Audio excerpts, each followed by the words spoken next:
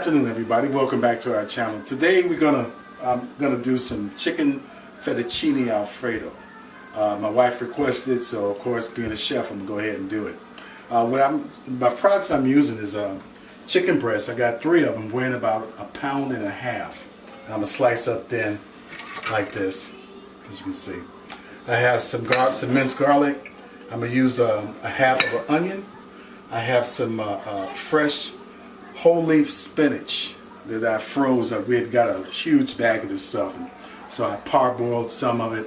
Well, not parboiled, I threw it in some hot water and then waited for the color to come out, shocked it in some ice water, and then dried it off and then froze it so we can keep it longer. Also have 2 cups or a pint of heavy cream, and I have 8 ounces of grated Parmesan cheese. Show you how to do that. Let's slice up this chicken right here.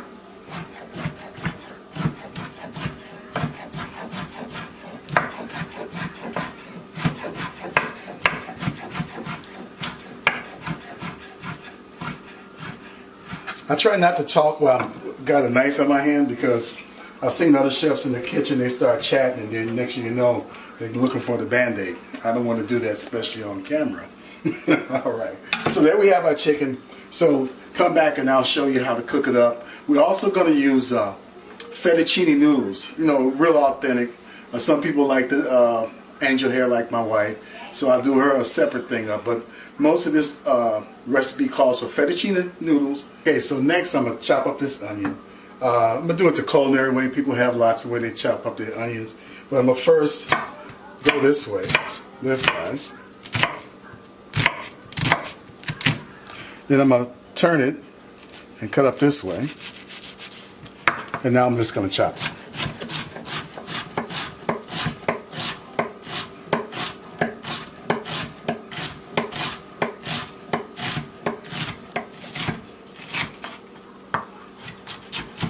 Now I'm just going to go over it and fine it up a little bit. Makes it look like it's more of it actually. But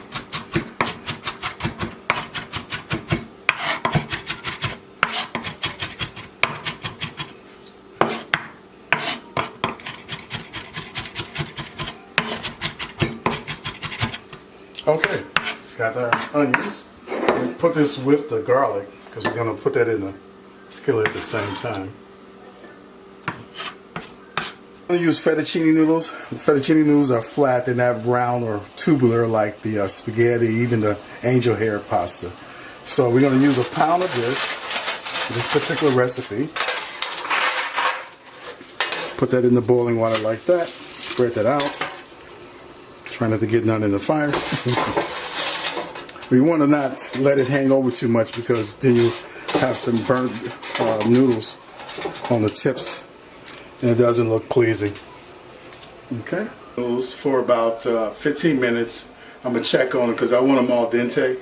My wife likes the pasta a little bit overcooked, but I'm gonna do it as close to what she likes and close to what I like, so we can be fair. And by the time the bowl comes out to her, the noodles will still be processing, so it'll be fine.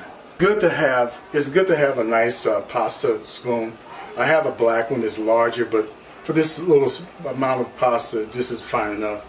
And you can see it slide, it can hold up the noodles. That's what it's basically for once the noodles are ready. So you want to get it in a stir. I don't really believe in putting a little oil in the water. I don't think that's necessary. I think as long as you keep it stirred up and separate it, and then once you take it out, if you want to add a little olive oil or whatever, then you can do that as you kind of toss the pasta once it's out of the water.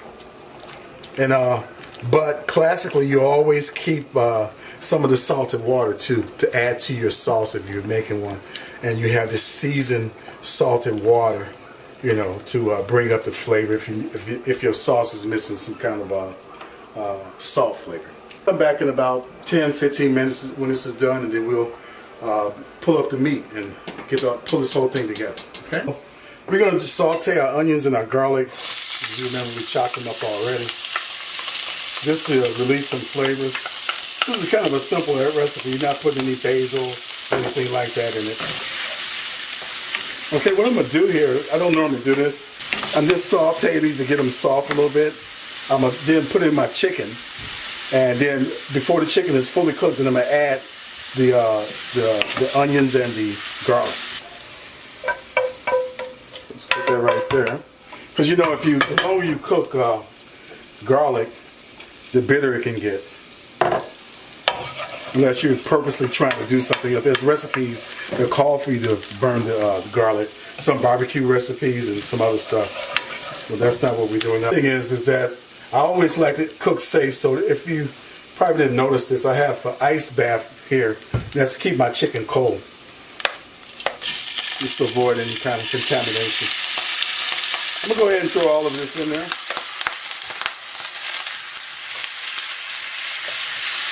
Turn up my fire a little bit more. Because I really don't want to steam my chicken. I want to kind of stir fry it, if you will.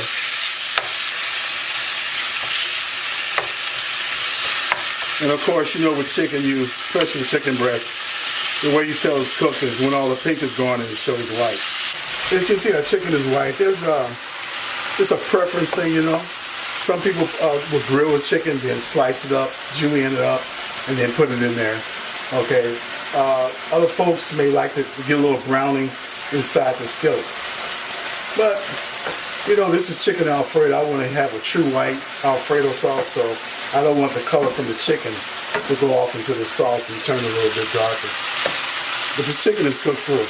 Using our garlic, kind of mix those in there. Starting to have a real nice flavor here. Also have some salt and some black pepper just for flavor. So now we don't want to have too much liquid at the bottom here. A little bit of liquid is fine. So I'm just cook this out just a little bit here. A couple of minutes. No, not a couple of minutes. Probably about a minute. So I got the fire pretty hot.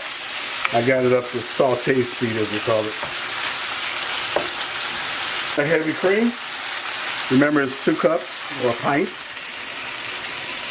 We're going to turn down our stove a little bit to medium. I'm going to check my flavor. Okay. I know that's going to need some salt later on, but we're going to put our Parmesan cheese in there first because, you know, it does have a salty flavor at times, especially a real good one. Got our cream hot enough to put our cheese in. We're going to put the whole 2 cups of Parmesan cheese in there. Turn our heat down a little bit.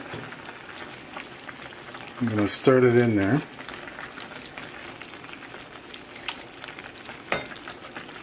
You want that cheese to melt and to fuse with the cream, which is already doing. I don't know if you can see this.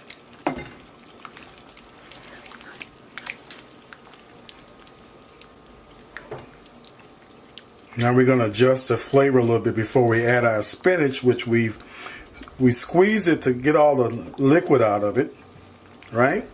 And then we patted it dry with some paper towels. Okay, a little bit of pepper. Usually you would normally use white pepper, because like I said, I'm trying to make it true white. And a couple twists of some pink salt there. Stir it up. I don't know if you can see this, but it's starting to bubble like a real cream sauce would do. And since we're going to add some spinach, which is normally called classically chicken Alfredo Florentine, we're going to use our spinach there. Make sure they're dry and separated. And we want to gently stir it in there. You can see it's very thick. So I'm going to turn the fire down to low because I don't want this stuff to burn.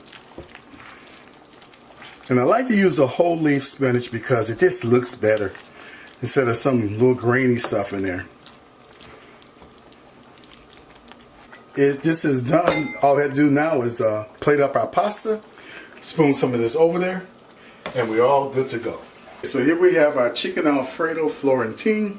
That's just chicken Alfredo with spinach in it. Like I said, I use the spinach leaves.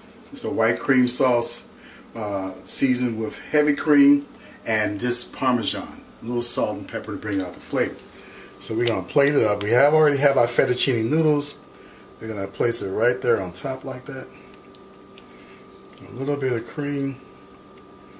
Oh man, that looks good. Get a chance to do any parsley. So I'm just going to put a little bit of Italian seasoning right on top. And there we have it. Chicken Alfredo Florentine. I hope you guys enjoyed it and learned something from it. I'll see you in our next video. So until next time, thank you and bye-bye.